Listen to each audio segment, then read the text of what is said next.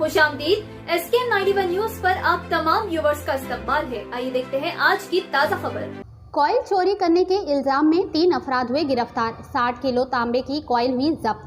LB नगर के central crime station के एहलकारों ने रचाकुंडा की भोंगीर दही पुलिस के साथ मिलकर ट्रांसफॉर्मर कॉइल चोरी करने वाले 3 मुजरिमों को गिरफ्तार किया और इनके कब्जे से 1 लाख रुपए की नकदी रकम और 60 किलो तांबे के कॉइल जब्त किए गए।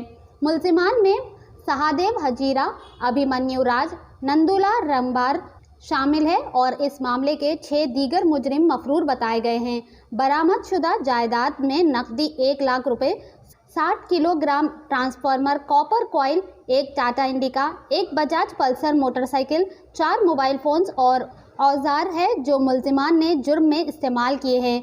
पुलिस का कहना है कि ये मुजरिम बुरी आदतों के आदी थे, लेकिन इन्हें अपने शाहाना अखराजात को पूरा करने के लिए मुनासिब रकम नहीं मिलती थी। फिर तमाम मुलजिमान ने मिलकर ट्रांसफार्मर तांबे की तार चोरी करने का फैसला किया।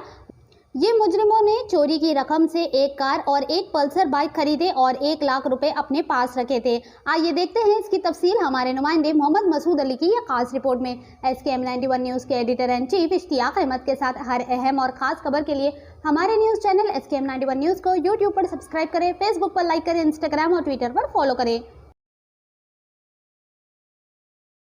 बहुत अहम केस हमारी क्राइम टीम ने DCP मधुकर स्वामी साहब और एडिशनल DCP श्रीनिवासलू साहब, Bhongir DCP Rajesh and local DCP पहाड़ी शरीफ, उन सब ने मिलकर, लेकिन इसमें जो अहम रोल अदा किया है वो क्राइम टीम ने किया है। ये लोग तकरीबन 1 महीने से इस केस पे काम कर रहे थे। ये पहली बार एक ऐसा गैंग पकड़ा गया है जो ट्रांसफार्मर कॉइल की थेफ्ट करता था। उसमें से है जो कॉपर वायर निकाल के फिर उसको जो बाकी एक्यूजन के साथ मिलके फर्नेस में मेल्ट करने के बाद ब्रिक बना के वो बाजार में बेच दिया करते थे। ये एक केस गैंग पकड़ने के बाद जिसमें तकरीबन 7 मेंबर्स हैं, 4 मेंबर्स हम लोग पकड़ चुके हैं, बाकी 3 मेरा ख्याल है एक हफ्ते के अंदर पकड़े जाएंगे। इनमें से एक यूपी का है, एक उड़ीसा का है, बाकी भी है, 1-2 लोग लोकल भी हैं। लेकिन इसमें ख़ास बात यह है कि ये लोग अभी तक तकरीबन 173 केसेस में इन्वॉल्व हैं। अभी तक 306 ट्रांसफार्मर्स को तोड़ के उनकी कॉपर चुरा चुके हैं। इस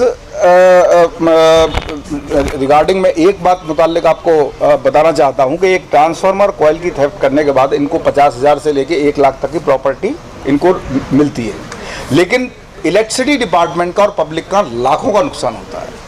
वो ट्रांसफार्मर का जब ये पहले इनका तरीका क्या था काम करने का कि पहले ये वहाँ पे एक मोटरसाइकिल जो इसी प्रॉपर्टी से उन्होंने खरीदी थी उससे पल्सर बाइक से जाके ये रेकी करते थे, मतलब वहाँ पे ऑब्जर्वेशन करते थे कि कौन सा ऐसा ट्रांसफार्मर है और किस टाइम पे लोगों का आना जाना वहाँ पे कम रहता है। वो करने के बाद में 4 या 5 लोग वहाँ से जाते थे। एक आदमी की ड्यूटी होती थी कि वो जो उस तरफ आने वाला रास्ता है उसके वहाँ पर रह के खड़ा रहता था और अगर कोई आ रहा है तो इत्तला कर देता था। उसके बाद ये लोग इस टूल को यूज़ करके पहले 2 वायर को टच करने के बाद में उसको फेंक के 2 वायर टच होने के बाद में ट्रांसफार्मर को ट्रिप कर देते थे, यानी कि इलेक्ट्रिसिटी उस एरिया से चली जाएगी। ट्रांसफार्मर अब पैसिव स्टेट में आ गया। उसके बाद इस टूल की मदद से जो उन्होंने खुद बनाए, आप देखिए ये कोई मार्केट में मिलने वाला टूल नहीं है, तो इससे जो है वो ट्रांसफार्मर के बीच का जो कॉइल बॉक्स रहता है उसमें कॉइल रहती है और ऑयल होता है, जो मेन पार्ट है ट्रांसफार्मर का, उसको तोड़ने के बाद पूरे ऑयल को निकाल के और जो कॉइल आप देख रहे हैं उन कॉइल को लेके ये लोग मार्केट में बेचते थे और उससे इनको पैसा मिलता था। उससे इन्होंने एक गाड़ी वाड़ी खरीदी। तो इसमें एक अहम बात यह है, पहली बात तो कि इसमें 1 और 2 एक्यूज्ड ऐसे हैं जो अभी तक कभी 173 केस में होने के बावजूद नहीं पकड़े गए।